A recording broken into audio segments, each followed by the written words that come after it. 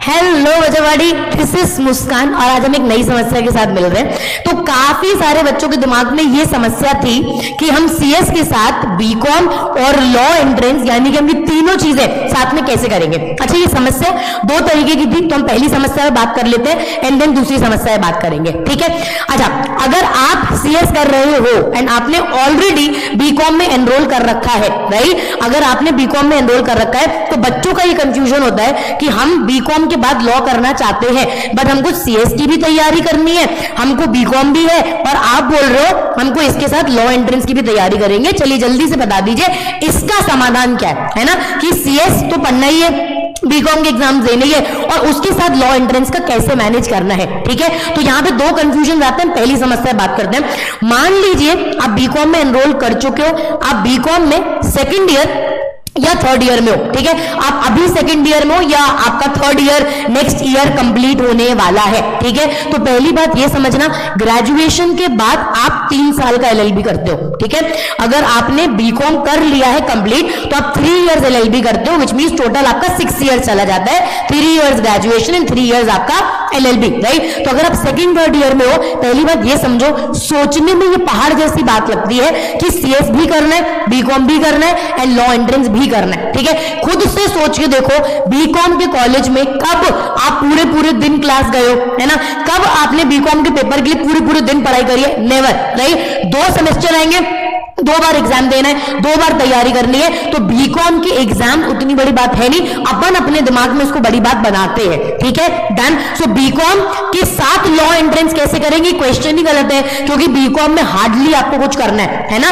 Question should be कि BCom तो ठीक है मैम, बट जो सीएस चल रहा है उसके साथ हम लॉ एंट्रेंस कैसे करेंगे, राइट। अब इसके लिए we have already made a video, जो सीएस एग्जीक्यूटिव में वो कैसे कर सकता है एंड जो प्रोफेशनल में वो कैसे कर सकता है, right. But one thing that's very important, अगर आप बीकॉम सेकंड ईयर में हो या आप बीकॉम थर्ड ईयर में हो, अगली साल आपका फाइनल ईयर कंप्लीट होने वाला है, ठीक है। तो जरूरी नहीं कि कंप्लीट होने के बाद तैयारी शुरू करो, क्योंकि उस केस में 1 साल का ड्रॉप आएगा, है ना। विच मींस नहीं समझ में आता तो यहां पे देखना, अगर आपका इस साल बीकॉम कंप्लीट हो रहा है और आप आज तैयारी शुरू करोगे तो आप नेक्स्ट ईयर लॉ एंट्रेंस दे सकते हो। सो क्योंकि साल में लॉ एंट्रेंस एक ही बार होता है, विच मींस आपका ये 1 साल वेस्ट हो गया। What I am asking you is, second year में ही तैयारी शुरू कर दो ताकि आप लॉ एंट्रेंस के लिए एब्सोल्युटली प्रिपेयर्ड हो। आप जिस तरीके के कॉलेज चाहते हो, ऑन मतलब नॉन गोइंग या आप जैसा भी मैनेज करना चाहते हैं वो आप मैनेज तभी कर पाएंगे जब आप स्कोर प्रॉपर्ली जो भी मार्क्स है उनको प्रॉपर्ली स्कोर कर पाए, ठीक है। सो इट्स वेरी इंपॉर्टेंट, अगर आप बीकॉम सेकंड या थर्ड ईयर में, तो आप तैयारी अभी से शुरू कर दे, क्योंकि बीकॉम के बाद आपको कुछ ना कुछ अच्छा कॉलेज लेना पड़ेगा, कोई ना कोई अच्छा कोर्स करना ही पड़ेगा, अकेली बीकॉम के बेसिस पर जॉब नहीं लगनी है, राइट, डन।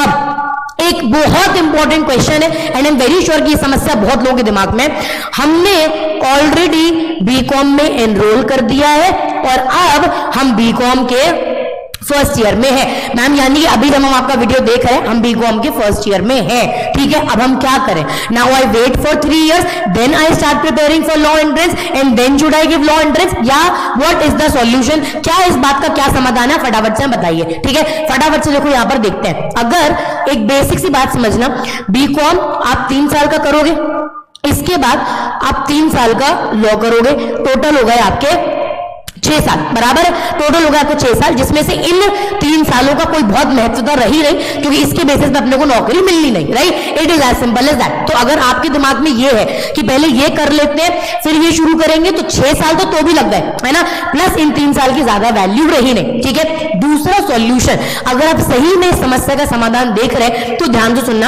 अगर आप बीकॉम में एनरोल कर चुके हैं एंड अभी हाल फिलहाल में जब आप इस वीडियो को देख रहे हैं आप बीकॉम के फर्स्ट ईयर में, तो भी आप लॉ एंट्रेंस में एनरोल कर सकते हो।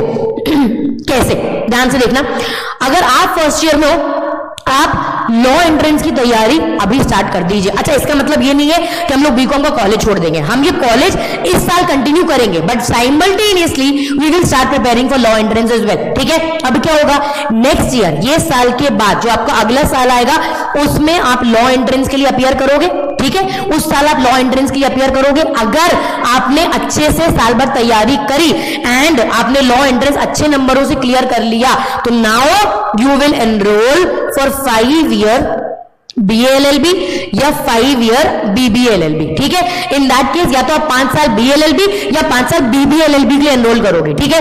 इन दैट केस क्या हो गया, 1 साल आपका मान लीजिए यहां गया, बट अब इसके बाद you have 5 years BLLB 5 years BBLLB, यानी कि मोटा मोटी जो यहां 6 साल लगा, यहां पे भी आपको लगा 6 साल ही है, इधर भी 6 लगा, इधर भी 6 लगा, यहां 3 बर्बाद गए, यहां पे एटलीस्ट 5 साल यूजफुल है ना। तो यहां आप 3 साल बर्बाद करते, फिर 3 साल करते, राइट। और यहां पर आपका ठीक है 1 साल खराब हुआ, बट आपके 5 साल सही जाएंगे, ठीक है। मान लो खुदा न खास्ता आपने नहीं करी तैयारी अच्छे से, आपने अपियर किया पर तैयारी अच्छे से नहीं करी, and you didn't get a good college, तो बीकॉम तो आपका चल ही रहा है ना, बीकॉम चल ही रहा है, तो नुकसान कुछ नहीं हुआ। नेक्स्ट ईयर सेकंड ईयर में आ जाओगे, फिर थर्ड ईयर में आ जाओगे, फिर से तैयारी करके दे देना, राइट। बट अगर आपने 1 साल में तैयारी अच्छी कर ली, तो आप 5 ईयर कोर्स के लिए अच्छे कॉलेज में एनरोल हो जाओगे, और यहां पे भी 6 साल लगता, यहां पे भी 6 साल लगता है, ये सोचने वाली बात है, ठीक है। तो जो बीकॉम के फर्स्ट ईयर में डू थिंक अबाउट इट, खुद से एक बार दिमाग लगाकर देखना,